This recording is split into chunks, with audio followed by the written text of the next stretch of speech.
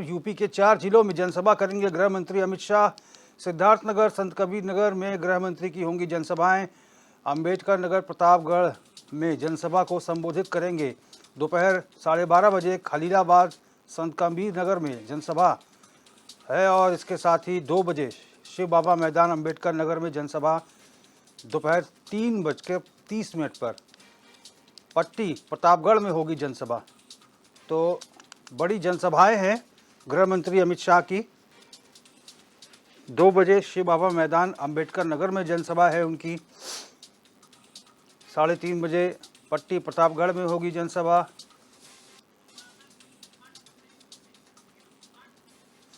और पीयूष कुमार चतुर्वेदी हमारे संवाददाता ज़्यादा जानकारी के साथ फोन लाइन पर जुड़ गए हैं। पीयूष, गृह मंत्री की जनसभाएं कहाँ हैं, कितने बजे हैं और जनसभा को लेकर कितनी तैयारी है?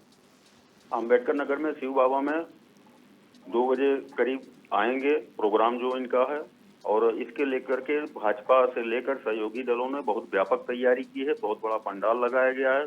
पूरे जिले से, जिले के आसपास से भीड़ इकट्ठा हो रही है समर्थकों की। पीयूष, लेकर के भाजपा कार्यकर्ता काफी उत्साहित हैं। पीयूष, गृह मंत्री की जो जनसभाएं हैं इससे क्या कुछ चुनावी समीकरण सधते हुए दिखाई दे रहे हैं? बहुत कुछ बदलेगा तस्वीर, क्योंकि अंतिम समय में आ रहे हैं और सबसे बड़े नेता अगर कहा जाए भाजपा के, नरेंद्र मोदी के बाद दूसरे नंबर पर अमित शाह का नंबर आता है।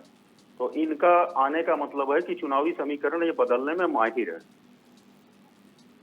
बिल्कुल, इसका मतलब कि भारतीय जनता पार्टी के तमाम नेताओं में, जो विधायक होंगे, पदाधिकारी हैं, सब में उत्साह होगा उनके जनसभा से देखने को मिल रहा है। इसके लिए सुबह से ही 5 विधानसभा से गाड़ियां निकलनी शुरू हो गई हैं समर्थकों की, चाहे वो भाजपा हो, राष्ट्रीय लोकदल हो, भारतीय सुहेल देव पार्टी हो।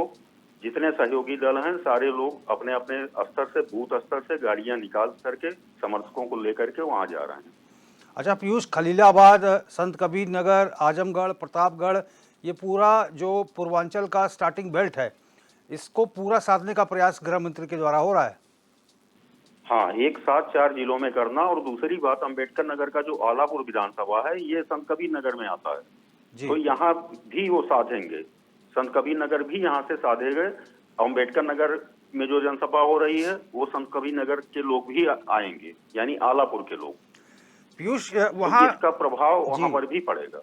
पीयूष, जो चुनावी हवा है एनडीए के पक्ष में है या इंडिया अलायंस के पक्ष में है, क्या कुछ देखने को मिल रहा है? जो अभी तक सीधी लड़ाई यहाँ अम्बेडकर नगर में देखने को मिल रही है, भाजपा और सपा के बीच देखने को मिल रही है। लेकिन पिछला चुनाव गठबंधन के तहत लड़े थे भाजपा प्रत्याशी रितेश पांडे, और उन्होंने महज 91,000 से लीड लिया था। लेकिन इस बार बसपा ने कमर हयात अंसारी को उतार दिया है, तो मुस्लिम मतों में बिखराव हो रहा है। तो इसलिए इसका सीधा फायदा कहीं न कहीं भाजपा प्रत्याशी को मिलता नजर आ रहा है। अच्छा, अंबेडकर नगर की अगर हम बात करें पीयूष, तो वहाँ पर भारतीय जनता पार्टी की तरफ से जो प्रत्याशी हैं निरहुआ हैं, दूसरी तरफ धर्मेंद्र यादव हैं, अखिलेश यादव के भाई हैं। वहाँ पर कैसा मुकाबला रहेगा?